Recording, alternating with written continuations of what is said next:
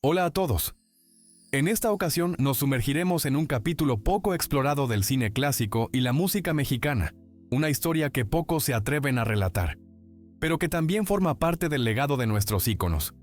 Porque detrás del brillo, las melodías y esos rostros que llenaron de orgullo a México, existían personas que enfrentaban en silencio luchas internas que no se reflejaban en la pantalla. Les invito a conocer las adicciones, los excesos y las sombras que marcaron la existencia de algunas de las figuras más emblemáticas del cine nacional. María Félix y el hábito de fumar. Comencemos con una de las personalidades más majestuosas que México ha dado, María Félix, la mujer que no solo conquistó la pantalla grande, sino que también estableció un estilo de vida, una manera de expresarse y hasta una forma de desplazarse. Sin embargo, detrás de esa mirada desafiante y esa confianza aparentemente inquebrantable, existía un hábito que la acompañó casi toda su vida: el cigarrillo. El tabaquismo de María no era un secreto, pero tampoco un tema que se discutiera abiertamente. Todo empezó cuando tenía poco más de 20 años, durante sus primeros rodajes. En aquel entonces era habitual que las actrices fumaran en cámara para darle un toque más elegante a la escena. Y la doña, nacida para atraer todas las miradas, incorporó el cigarro como parte de su imagen y terminó haciéndolo parte de su rutina diaria.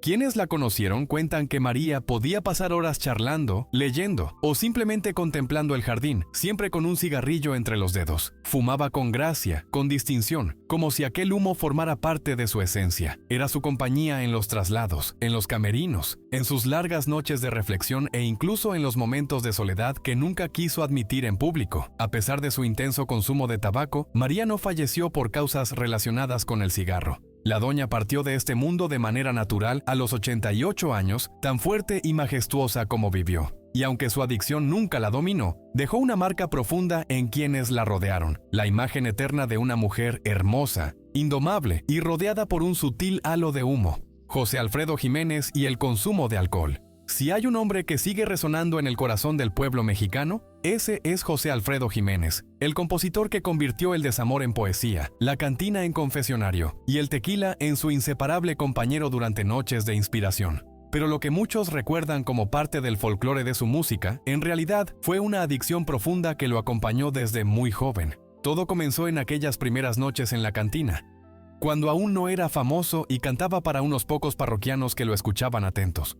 Allí, entre humo, guitarras y charlas nocturnas, José Alfredo descubrió que el alcohol lo ayudaba a escribir, a sentir con mayor intensidad, a liberar la voz y el alma, y poco a poco, sin darse cuenta, el consumo dejó de ser inspiración para convertirse en una necesidad. Con la fama, la situación no mejoró. Al contrario, presentaciones, giras, compromisos, desvelos, desamores. Su vida se convirtió en un torbellino donde el alcohol era el único elemento constante. Quienes lo conocieron aseguran que bebía todos los días desde temprano, como si aquella botella fuera la única que comprendiera lo que llevaba dentro. Y aún así nunca perdió su talento. Cada trago parecía transformarse en canción, cada herida en verso, cada golpe en una melodía que hoy sigue viva. Talento. Cada sorbo se transformaba en melodía, cada cicatriz en poesía, cada impacto en una armonía que aún perdura. Sin embargo, el cuerpo es implacable y el costo de esa existencia apasionada fue altísimo. En sus últimos años ya se notaba agotado, hinchado y débil. El diagnóstico fue tan claro como cruel: cirrosis hepática. Apenas tenía 47 años. Su hígado no resistió más y el hombre que cantó al cielo, a la vida y al tequila, terminó sucumbiendo ante la enfermedad que él mismo alimentó durante décadas: Tintán, cubetas, marihuana y alcohol. Mencionar a Tintán es evocar alegría pura, ritmo, pachucos y risas inolvidables. Fue un comediante inigualable, un cantante dotado, un actor con chispa natural, pero también un hombre atrapado en una intensa vida nocturna que lo llevó, con el tiempo, a mantener una relación compleja con el alcohol y la marihuana. Todo comenzó, como suele pasar en los teatros de carpa, ese universo bohemio lleno de música, humo, risas y desvelos eternos. Tintán era joven, talentoso y carismático, y la vida nocturna lo envolvió desde temprano. Las primeras borracheras se acompañaban de música, amigos, baile, improvisaciones y carcajadas, y la marihuana, que en el ambiente artístico circulaba sin tabú, se volvió una compañera habitual en esas noches interminables. En las décadas de los 50 y 60, ya convertido en estrella del cine, su consumo se volvió más frecuente. Las presiones de la fama, los compromisos, los horarios, las exigencias del medio, todo lo impulsaba a buscar un respiro. y muchas veces lo encontraba en un cigarro de marihuana o en una botella compartida con amigos. Tintán no era un hombre autodestructivo, era un bohemio, pero su cuerpo no siempre pudo seguir el ritmo de su espíritu fiestero. Con el tiempo, esa vida dejó su marca. El desgaste físico empezó a hacerse evidente. Cansancio, problemas para respirar, fatiga constante. Su salud se fue deteriorando poco a poco, hasta que en 1973, con apenas 57 años, su cuerpo dijo basta. Sara García, analgésicos por artritis. Si hablamos de cariño genuino, ternura sincera y una presencia que acompañó a generaciones enteras, hablamos de Sara García, la abuelita de México. Pero detrás de esa imagen dulce y llena de vida, existía un dolor que pocos conocían. Un sufrimiento físico que la acompañó silenciosamente durante décadas y que la llevó a depender de analgésicos. Todo comenzó en los años 50, cuando la artritis comenzó a afectar sus articulaciones. La edad, las exigencias de las grabaciones, los cambios de clima, los ensayos, todo contribuía a que los dolores se intensificaran. Para entonces, Sara ya era una figura muy querida en el medio, y aún así nunca permitió que alguien la viera quejarse. Era profesional hasta la médula. Si la llamaban, ella llegaba. Si había escena, la interpretaba. Si había dolor, también lo soportaba en silencio. Los médicos le recetaron analgésicos fuertes para aliviar esas molestias que no la dejaban ni descansar. Al principio solo los tomaba cuando el dolor era insoportable. Pero con el paso de los años, aquel dolor se volvió parte de su día a día. Al igual que la medicación, no era una adicción por vicios o excesos, sino por necesidad. Sara tomaba esas pastillas para poder moverse, para poder trabajar, para seguir siendo la abuelita que millones veían en pantalla. Aún así, nunca permitió que la enfermedad ni la dependencia médica definieran su vida. Continuó actuando, sonriendo, siendo ese rostro familiar que muchos mexicanos sentían como parte de su familia. Contexto: médica marcaran su existencia. Siguió actuando, sonriendo, siendo ese rostro conocido que muchos mexicanos sentían como un miembro más de su hogar. Al fallecer, lo hizo por causas naturales, sin escándalos ni dramas ocultos. Simplemente cerró los ojos como quien finaliza una extensa jornada. Dolores del Río, sedantes y analgésicos. Dolores del Río fue y continúa siendo uno de los rostros más refinados y admirados que México ha entregado al cine. Su presencia parecía deslizarse en la pantalla, delicada, impecable, casi etérea. Pero detrás de esa imagen perfecta había una mujer que, como cualquier persona, enfrentó dolores físicos y episodios de ansiedad que marcaron su carrera. Durante las décadas de los 30 y 40, Dolores comenzó a sufrir intensos dolores lumbares debido a largas horas de filmación, prácticas de baile y escenas exigentes físicamente. Además, padecía crisis de ansiedad causadas por la presión de los estudios de Hollywood, donde cada movimiento, cada expresión y cada detalle de su apariencia eran supervisados minuciosamente. Los médicos de entonces, antes de la existencia de regulaciones estrictas, le prescribieron sedantes suaves y analgésicos para mitigar el dolor y facilitar su descanso. Al principio los tomaba solo cuando el malestar era fuerte, pero con el paso del tiempo y el desgaste de su cuerpo, estos fármacos se convirtieron en parte habitual de su día a día. Es fundamental destacar que Dolores del Río nunca abusó de ellos. Su consumo fue mesurado, prudente y siempre bajo supervisión médica. Sin embargo, sí desarrolló una dependencia leve y completamente funcional, algo común entre artistas de su época, que enfrentaban dolores crónicos sin acceso a terapias modernas. A lo largo de su vida, Dolores mantuvo su elegancia, profesionalismo y ese halo casi celestial que la transformó en leyenda. En pantalla nunca se percibió su fatiga ni sus noches difíciles. Falleció en 1983 por causas naturales, tras una vida plena. Su historia nos recuerda que incluso los rostros más perfectos esconden batallas íntimas que los hacen profundamente humanos. Agustín Lara, alcohol, cigarrillo y marihuana. Hablar de Agustín Lara es evocar la esencia pura de la bohemia mexicana. El Flaco de Oro vivió entre melodías, versos y amores imposibles, y también entre costumbres que definieron su estilo de vida. Alcohol, cigarrillo y marihuana. No fue un secreto ni un escándalo. Simplemente formó parte del ambiente artístico donde creció, trabajó y creó sus obras maestras. Desde adolescente, cuando tocaba el piano en bares y salones de baile, Lara estuvo inmerso en ambientes donde el humo del cigarrillo, las bebidas y las madrugadas formaban parte natural del día a día. Allí comenzó a fumar y beber sin mayor reflexión, como hábito propio de la vida nocturna.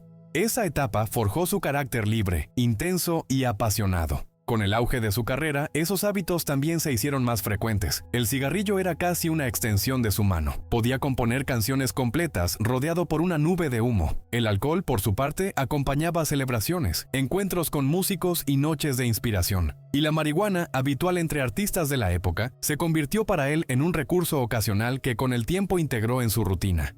Estas costumbres no definieron su talento, pero sí afectaron su salud con el paso de los años. Su voz se tornó más áspera, su cuerpo más frágil y su energía disminuyó paulatinamente. En sus últimos años mostraba un desgaste visible, resultado natural de décadas de bohemia intensa y trabajo constante. Su declive fue gradual. En sus últimos años mostraba un desgaste evidente, consecuencia natural de décadas de vida bohemia intensa y trabajo incesante. Agustín Lara murió en 1970, dejando un legado enorme que aún se sigue interpretando en México y en todo el mundo. Vivió como componía, sin detenerse, con mucha pasión y entrega total. Sus dependencias no disminuyen su grandeza, pero nos recuerdan que fue un artista profundamente humano, con luces brillantes y sombras que siempre lo acompañaron. Jorge Negrete y el tabaquismo. Jorge Negrete, el charro cantante, fue uno de los ídolos más grandes que México ha tenido. Elegante, educado, imponente en el escenario y poseedor de una voz celestial. También fue un hombre que cargó durante toda su vida con una adicción silenciosa: el cigarro. Negrete empezó a fumar desde muy joven, cuando aún era cadete en el colegio militar. En esa época, fumar era símbolo de carácter, hombría y distinción, especialmente entre oficiales y artistas.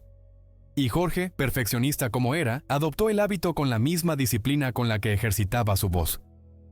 Al principio parecía una costumbre inofensiva, algo común en el ambiente artístico de entonces, pero con el tiempo se convirtió en una rutina diaria.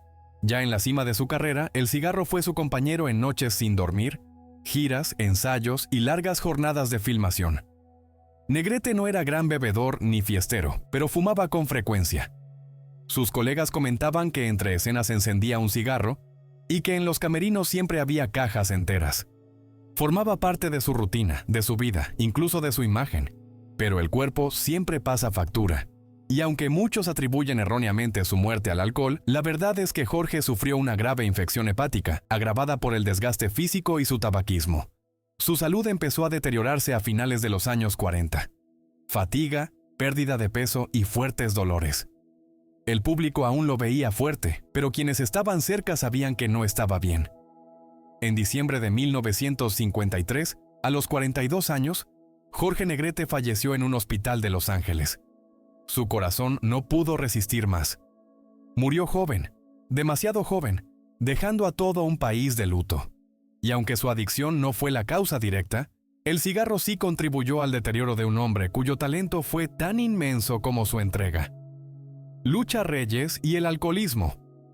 La historia de Lucha Reyes, verdadera pionera de la canción ranchera femenina, es una de las más tristes y dolorosas del mundo artístico mexicano. Su voz tenía una fuerza desgarradora, una mezcla de orgullo y pena que nadie ha logrado igualar. Pero esa pasión nacía de un alma profundamente lastimada, un alma que terminó buscando refugio y condena en el alcohol. Lucha Reyes llevó una vida tormentosa desde niña. Pobreza, abandono, enfermedades, desilusiones amorosas y una soledad cada vez más pesada. Estas heridas emocionales construyeron un dolor interno que crecía con el tiempo. Cuando su carrera empezó a brillar, su fragilidad emocional se hizo más visible. La fama no la protegió, al contrario, la expuso aún más. Fue entonces cuando comenzó a usar el alcohol como vía de escape. Al inicio bebía solo en momentos de angustia para calmar la ansiedad o la tristeza, pero pronto se convirtió en un hábito casi desesperado y diario.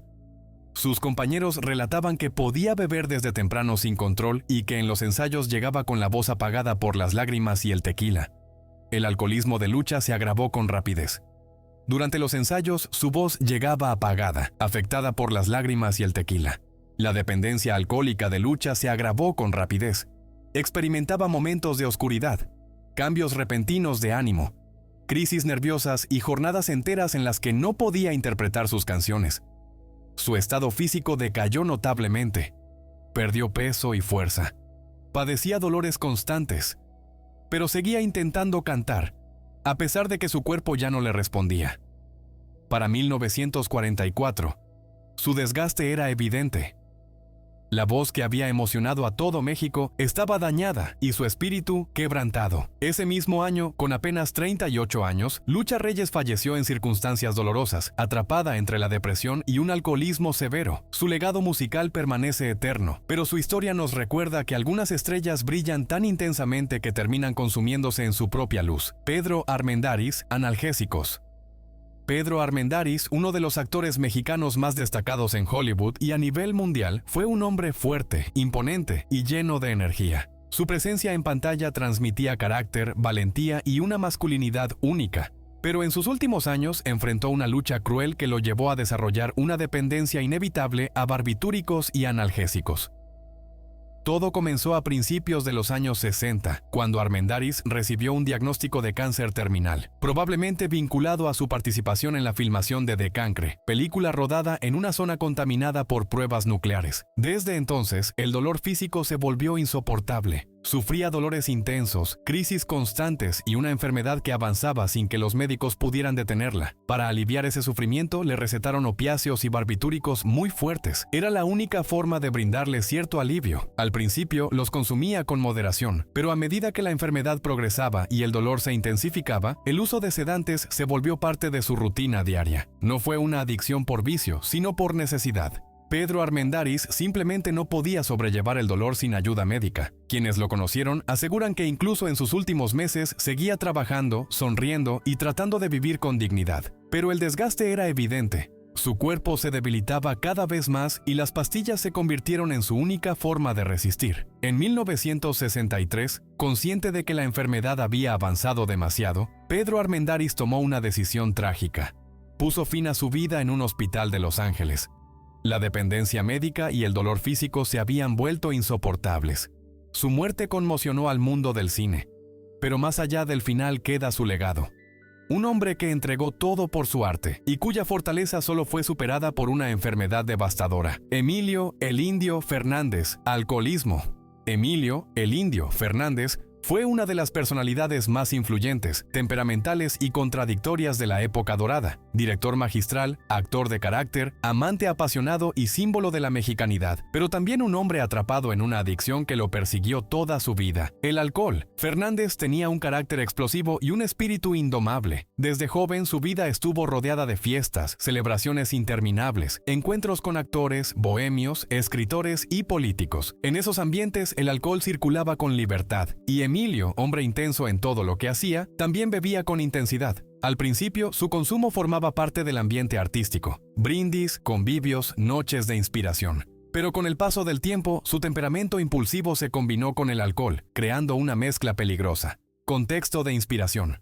Sin embargo, con el transcurso de los años, su carácter impulsivo se juntó con el consumo de alcohol, formando una combinación peligrosa. Era habitual verlo envuelto en peleas, disputas, música y escándalos que en muchas ocasiones acababan en detenciones.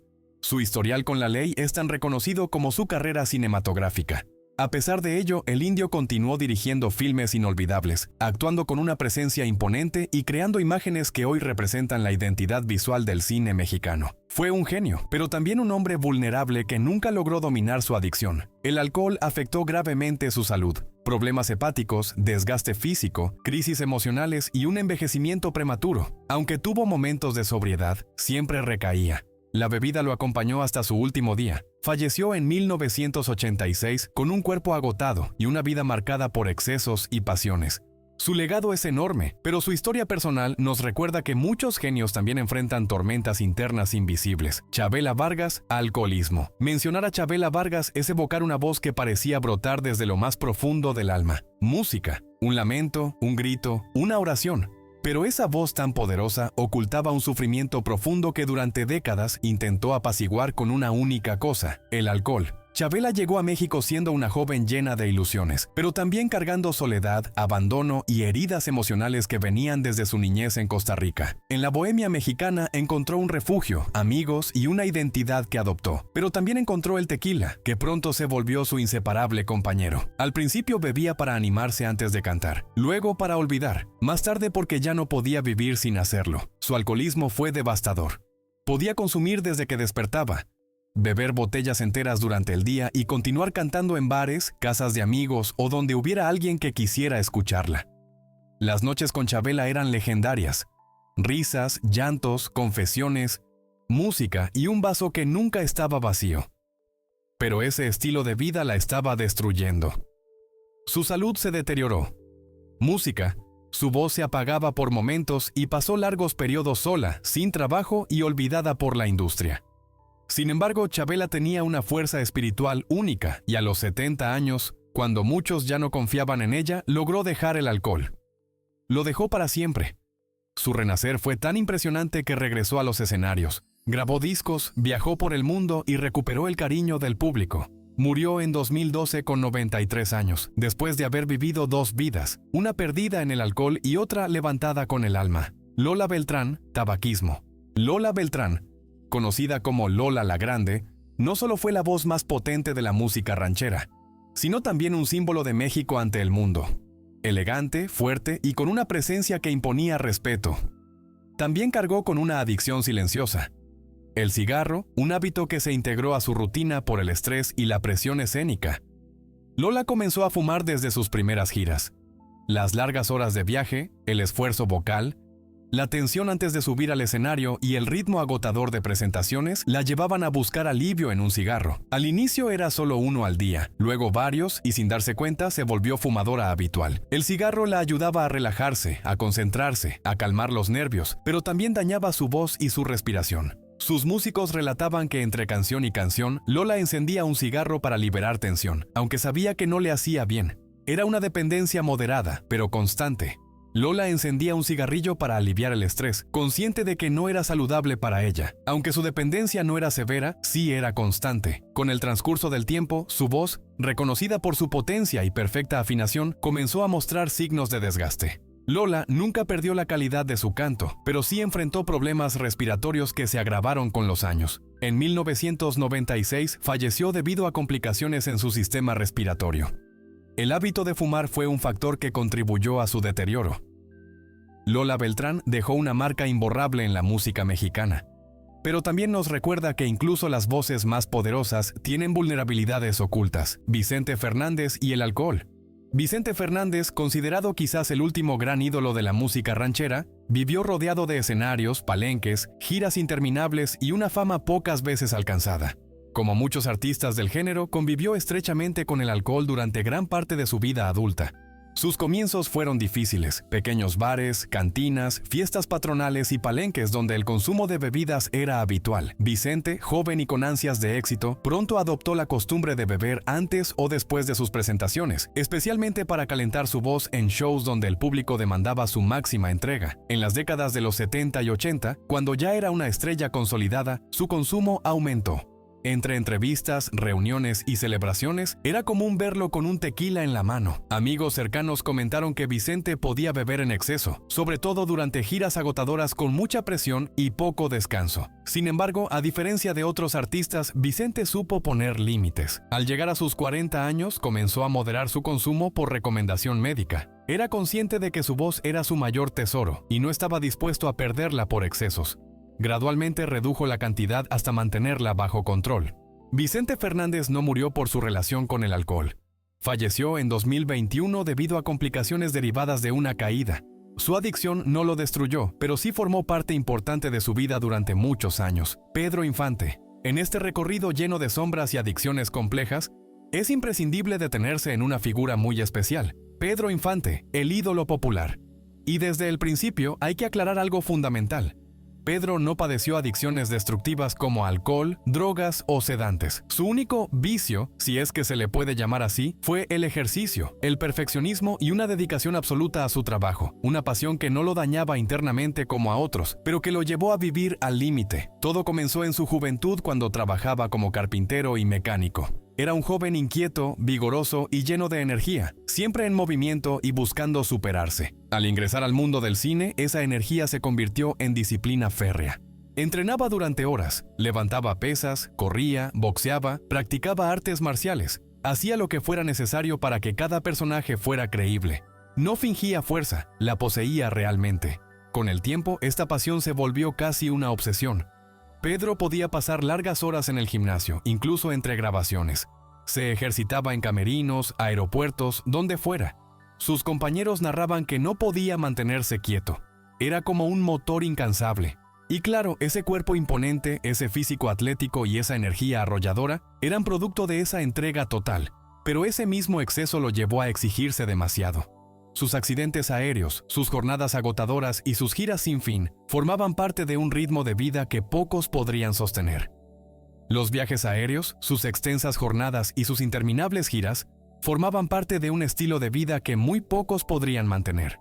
Pedro vivía con rapidez, intensidad y pasión, no porque se autodestruyera, sino porque no conocía otra forma de vivir que no fuera al máximo.